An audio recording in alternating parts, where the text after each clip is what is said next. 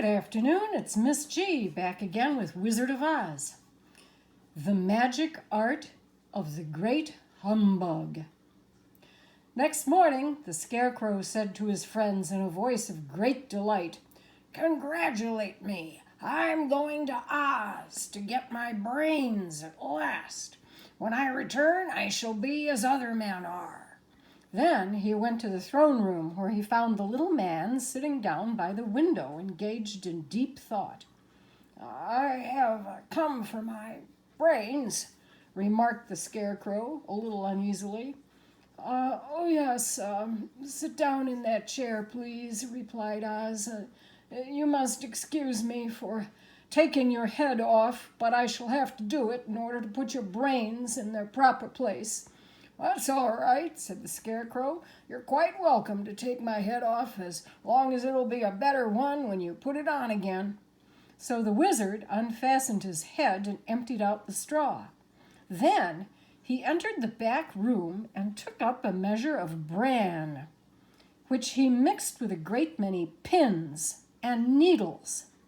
Having shaken them together thoroughly, he filled the top of the Scarecrow's head with the mixture and stuffed the rest of the space with straw to hold it in place.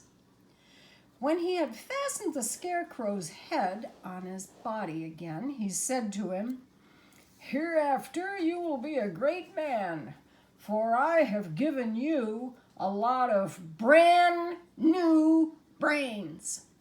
The Scarecrow was both pleased and proud at the fulfillment of his greatest wish, and having thanked Oz warmly, he went back to his friends.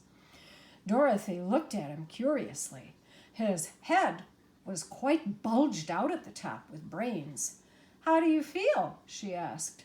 "I feel wise indeed," he answered earnestly. "When I get used to my brains, I shall know everything." "Why are those needles and pins sticking out of your head?" asked the Tin Woodman. "That's proof that he is sharp," remarked the Lion. "Well, I must go to Oz and get my heart," said the Woodman. So he walked to the throne room and knocked at the door. "Come in," called Oz, and the Woodman entered and said, "I have come for my heart." "Very well," answered the little man, "but I shall have to cut a hole in your breast so I can put your heart in the right place. I hope it won't hurt you." "Oh no," answered the Woodman, "I shall not feel it at all." So Oz brought a pair of tinner's shears and cut a small square hole in the left side of the Tin Woodman's breast. Then, going to a chest of drawers, he took out a pretty heart made entirely of silk and stuffed with sawdust. "Isn't it a beauty?" he asked. "It is indeed," replied the Woodman, who was greatly pleased. "But is it a kind heart?" "Oh, very," answered Oz. He put the heart in the Woodman's breast and then replaced the square of tin, soldering it neatly together where it had been cut. "There," he said, "now you have a heart that any man might be proud of. I'm sorry I had to put a patch on your breast, but it really couldn't be helped." "Never mind the patch," exclaimed the happy Woodman. "I'm very grateful to you and shall never forget your kindness." "Don't speak of it," replied Oz. Then the Tin Woodman went back to his friends, who wished him every joy on account of his good fortune. The Lion now walked to the throne room and knocked at the door. "I have come for my courage," he announced, entering the room. "Very well," answered the little man. "I will get it for you." He went to a cupboard and, reaching up to a high shelf, took down a square green bottle, the contents of which he poured into a green gold dish beautifully carved. Placing this before the Cowardly Lion, who sniffed at it as if he did not like it, the Wizard said, "Drink." "What is it?" asked the lion. "Well," answered Oz, "if it were inside of you, it would be courage. You know, of course, that courage is always inside one, so this really cannot be called courage until you've swallowed it, and therefore I advise you to drink it as soon as possible." The lion hesitated no longer, but drank till the dish was empty. "How do you feel now?" asked Oz. "Full of courage," replied the lion, who went joyfully back to his friends to tell them of his good fortune. Oz, left to himself, smiled to think of his success in giving the Scarecrow and the Tin Woodman and the lion exactly what they thought they wanted. "How can I help being a humbug," he said, "when all these people make me do things that everybody knows can't be done?" It was easy to make the Scarecrow and the lion and the Woodman happy because they imagined I could do anything. But it'll take more than imagination to carry Dorothy back to Kansas. And I'm sure I don't know how it can be done. How the balloon was launched. For 3 days, Dorothy heard nothing from Oz. These were sad days for the little girl, although her friends were all quite happy and contented. But Dorothy longed more than ever to get back to Kansas. On the 4th day, to her great joy, Oz sent for her, and when she entered the throne room, he greeted her pleasantly. "Sit down, my dear. I think I have found the way to get you out of this country." "And back to Kansas?" she asked eagerly.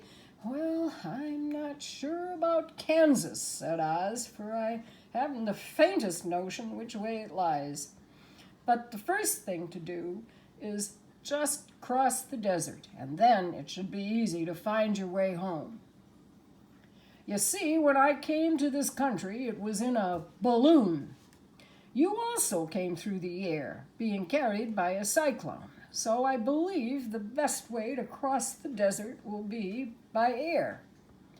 Now, it's quite beyond my powers to make a cyclone, but I've been thinking the matter over, and I believe I can make a balloon."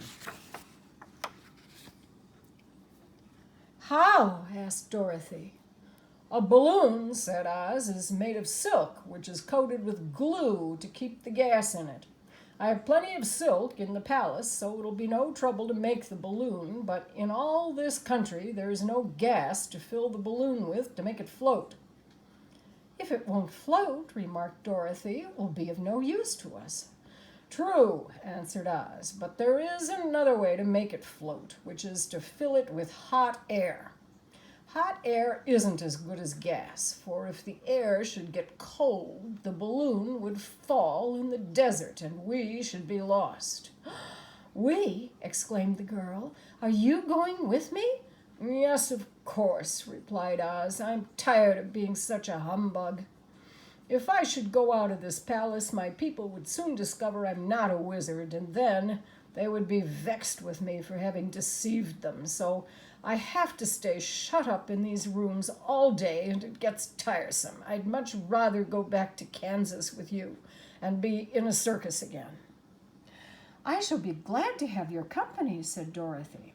"Thank you," he answered. "Now, if you will help me sew the silk together, we will begin to work on our balloon." So Dorothy took a needle and thread, and as fast as Oz cut the strips of silk into proper shape, the girls sewed them neatly together. First, there was a strip of light green silk, then a strip of dark green, then a strip of light green silk, then a strip of dark green, then a strip of emerald green. For Oz had a fancy to make the balloon in different shades of the color about them. It took 3 days to sew all the strips together, but when it was finished, they had a big bag of green silk more than 20 feet long. Then Oz painted it on the inside with a coat of thin glue to make it airtight, after which he announced that the balloon was ready. "But we must have a basket to ride in," he said. So he sent the soldier with the green whiskers for a big clothes basket, which he fastened with many ropes to the bottom of the balloon. When it was all ready, Oz sent word to his people that he was going to make a visit to a great brother wizard who lived in the clouds. The news spread rapidly throughout the city, and everyone came to see the wonderful sight. Oz ordered the balloon to be carried out in front of the palace, and the people gazed upon it with much curiosity. The Tin Woodman had chopped a big pile of wood, and now he made a fire of it, and Oz held the bottom of the balloon over the fire so that the hot air that rose from it would be caught in the silken bag. Gradually, the balloon swelled out and rose into the air until finally the basket just touched the ground. Then Oz got into the basket and said to the people in a loud voice, "I am now going away to make a visit. While I am gone, the Scarecrow will rule over you. I command you to obey him as you would me." The balloon was by this time tugging hard at the rope that held it to the ground, for the air within it was hot, and this made it so much lighter in weight than the air without that it pulled hard to rise into the sky. Meanwhile, the crowd gazed at it in wonder. "Come, Dorothy," cried the wizard, "hurry up, or the balloon will fly away." "I can't find Toto anywhere," replied Dorothy, who did not wish to leave her little dog behind. Toto had run into the crowd to bark, bark, bark at a kitten, and Dorothy at last found him. She picked him up and ran toward the balloon. She was within a few steps of it, and Oz was holding out his hands to help her into the basket when crack went the ropes, and the balloon rose into the air without her. "Come back," she screamed. "I want to go too." "I can't come back, my dear," Oz called from the basket. "Goodbye!" "Goodbye!" shouted everyone, and all eyes were turned upward to where the wizard was riding in the basket, rising every moment farther and farther into the sky. And that was the last any of them ever saw of Oz, the wonderful wizard. Though he may have reached Omaha safely and be there now, for all we know. But the people remembered him lovingly. "Oz was always our friend," they said to one another. "When he was here, he built for us this beautiful Emerald City. And now he's gone, he has left a wise Scarecrow to rule over us." For many days they grieved over the loss of the wonderful wizard and would not be comforted.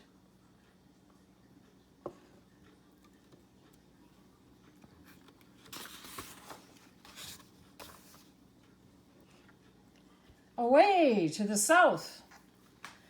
Dorothy wept bitterly at the passing of her hope to get to Kansas again.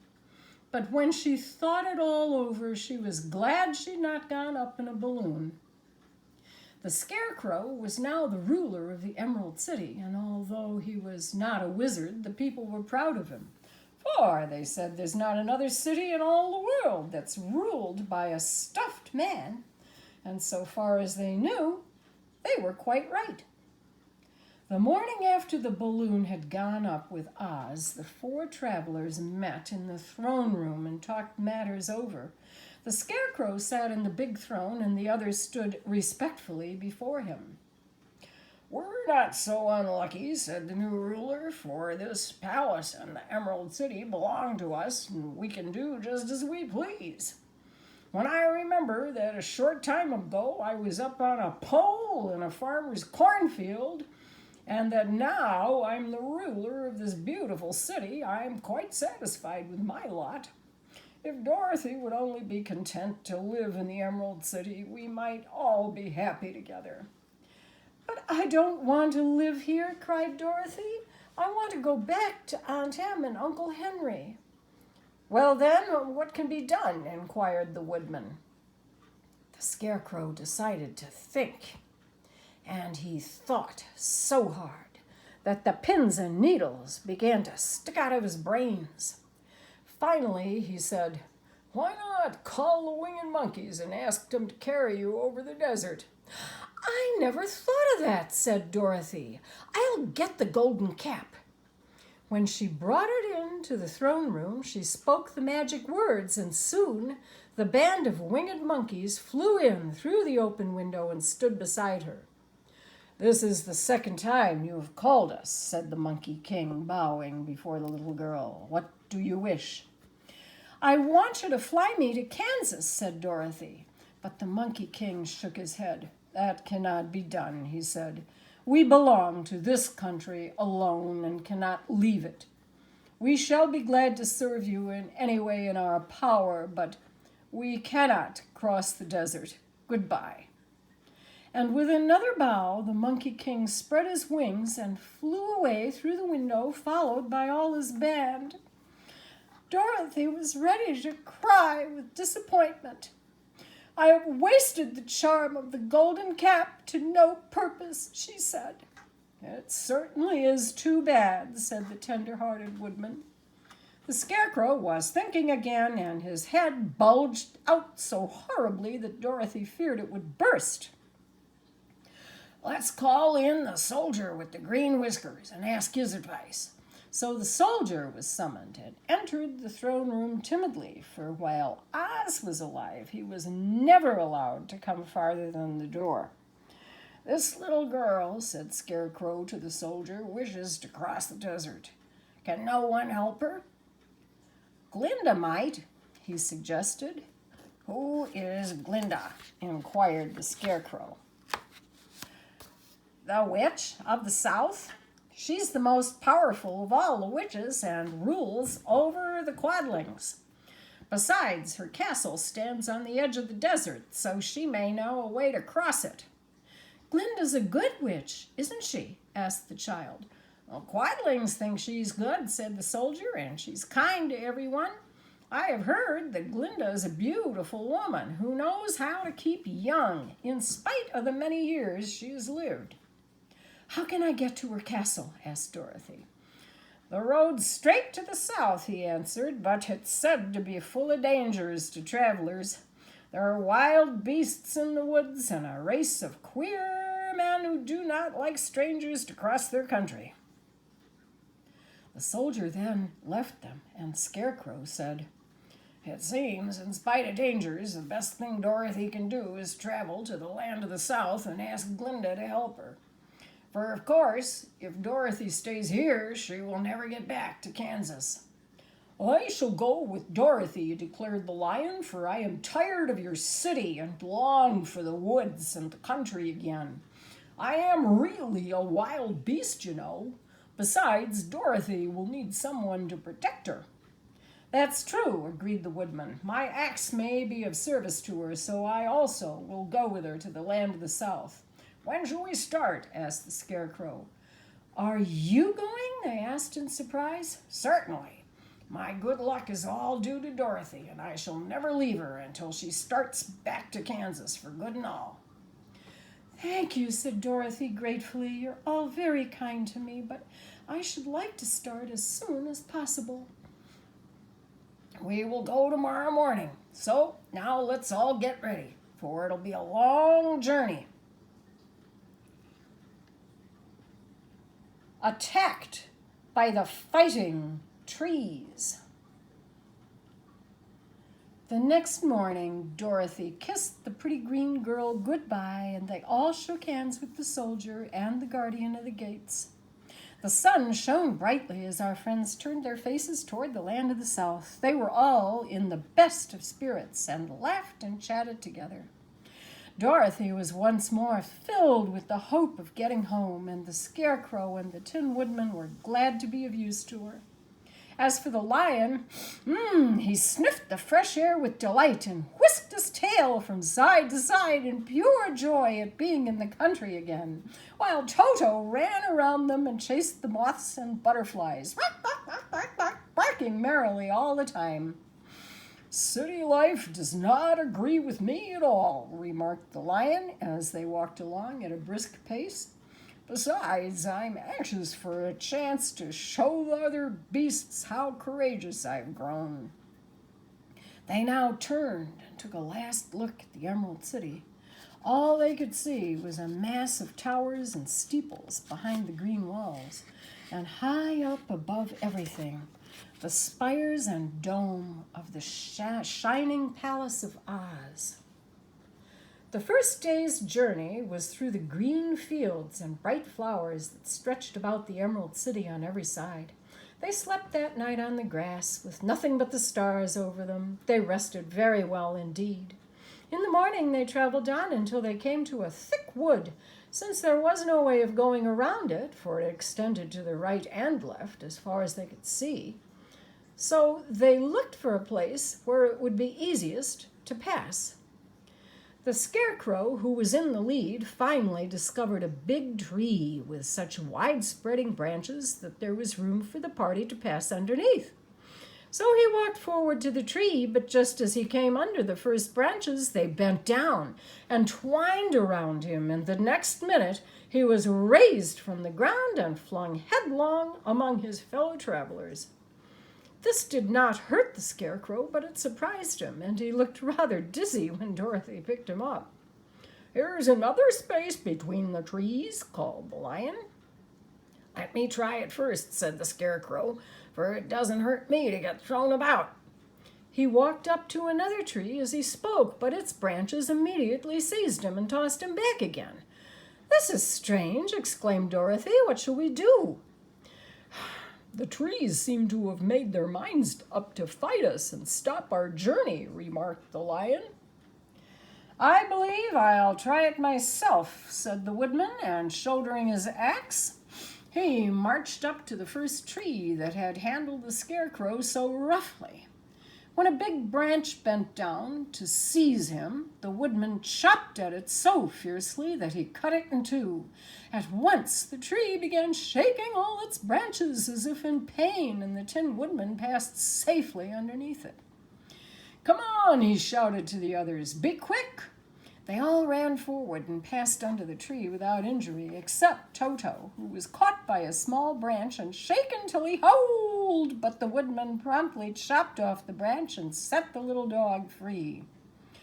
The other trees of the forest did nothing to keep them back, so they made up their minds that only the first row of trees could bend down their branches, and that probably these were the policemen of the forest and had given this wonderful power in order to keep strangers out of it.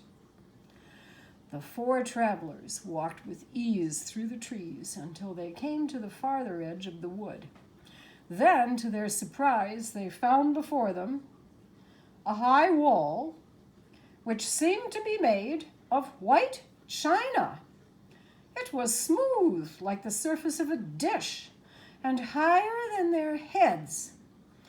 "What shall we do now?" asked Dorothy. "I will make a ladder," said the Tin Woodman, "for certainly we must climb over the wall."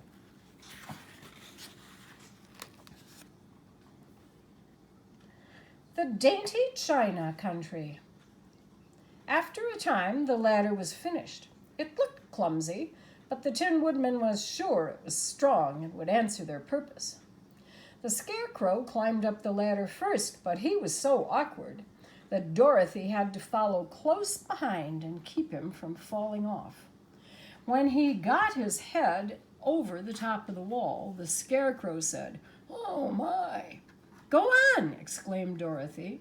So the Scarecrow climbed farther up and sat down on top of the wall, and Dorothy put her head over and cried, "Oh my!" just as the Scarecrow had done. Then Toto came up and immediately began to bark. The lion climbed the ladder next, and the Tin Woodman came last, but both of them cried, "Oh my!" as soon as they looked over the wall. When they were all sitting in a row on top of the wall, they looked down and saw a strange sight. Before them was a great stretch of country, having a floor as smooth and shining and white as the bottom of a big platter. Scattered around were many houses made entirely of china and painted in the brightest colors. These houses were quite small, the biggest of them reaching only as high as Dorothy's waist. There were also pretty little barns with china fences around them, many cows and sheep and horses and pigs and chickens, all made of china, were standing about in groups. But the strangest of all were the people who lived in this queer country. There were milkmaids and shepherdesses with brightly colored bodices and golden spots all over their gowns, and princesses with most gorgeous frocks of silver and gold and purple, and shepherds dressed in knee breeches with pink and yellow and blue stripes down them and golden buckles on their shoes, and princes with jeweled crowns upon their heads, wearing ermine robes and satin doublets, and funny clowns in ruffled gowns with round red spots upon their cheeks and tall pointed caps, and strangest of all, these people were all made of china, even to their clothes, and were so small that the tallest of them was no higher than Dorothy's knee.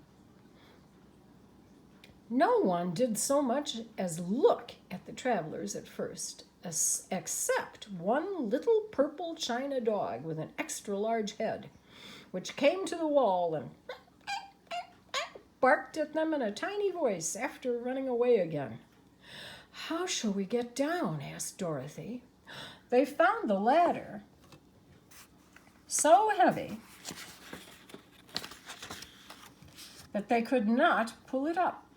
So the Scarecrow fell off the wall and the others jumped down upon him so hard that the hard floor would not hurt their feet.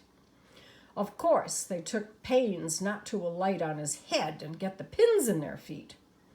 When they were all safely down, they picked up the Scarecrow, whose body was quite flattened out, and patted his straw into shape again. "We must cross this strange place in order to get to the other side," said Dorothy, "for it would be unwise to go any other way except due south." They began walking through the country of the China people, and the first thing they came to was a China milkmaid milking a china cow. As they drew near, the cow suddenly gave a kick and kicked over the stool, the pail, and even the milkmaid herself, and all fell on the china ground with a clatter. Dorothy was shocked to see that the cow had broken her short leg off and that the pail was lying in several small pieces, while the poor milkmaid had a nick in her left elbow. "There," said the milkmaid angrily, "see what you've done. My cow has broken her leg, and I must take her to the mender's shop and have it glued on again. What do you mean by coming here and frightening my cow?" "I'm very sorry," returned Dorothy. "Please forgive us." But the pretty milkmaid was too much vexed to make any answer.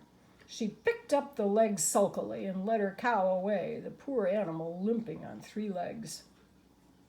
A little further on, Dorothy met a most beautifully dressed young princess, who stopped short as she saw the strangers and started to run away.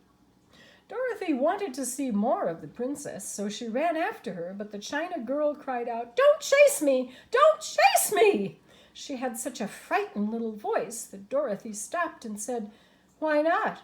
"Because," answered the princess, also stopping a safe distance away, "if I run, I may fall down and chip or break myself." "But could you not be mended?" asked the girl. "Oh, yes, but one is never so pretty after being mended, you know," replied the princess.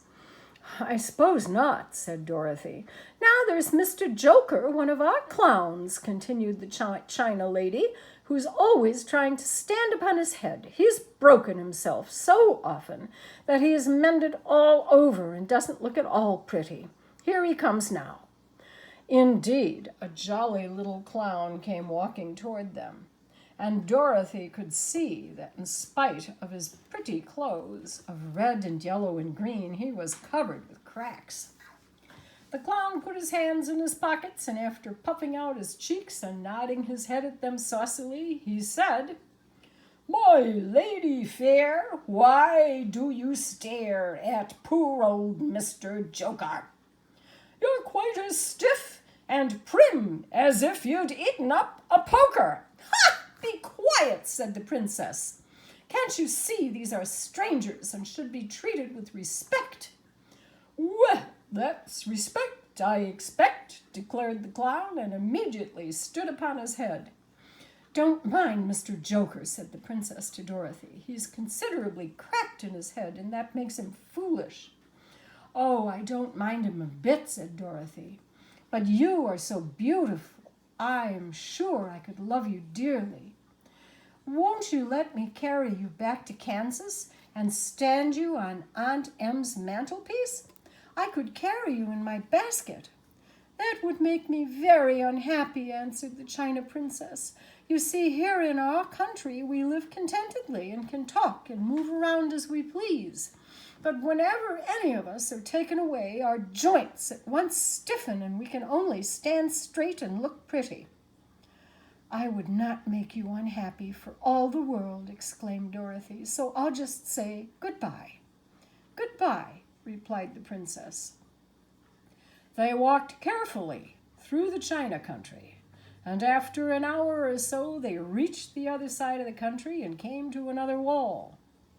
It was not so high as the first, however, and by standing upon the lion's back they all managed to scramble to the top. Then the lion gathered his legs under him and jumped on the wall. But just as he jumped, he upset a china church with his tail and smashed it all to pieces. "That was too bad," said Dorothy, "but I really think we were lucky in not doing these little people more harm than breaking a cow's leg and a church. They're all so brittle." "They are indeed," said the Scarecrow, "and I'm thankful I'm made of straw and cannot be easily damaged. There are worse things in the world than being a scarecrow." And that's the end for today. Thank you, and have a nice day.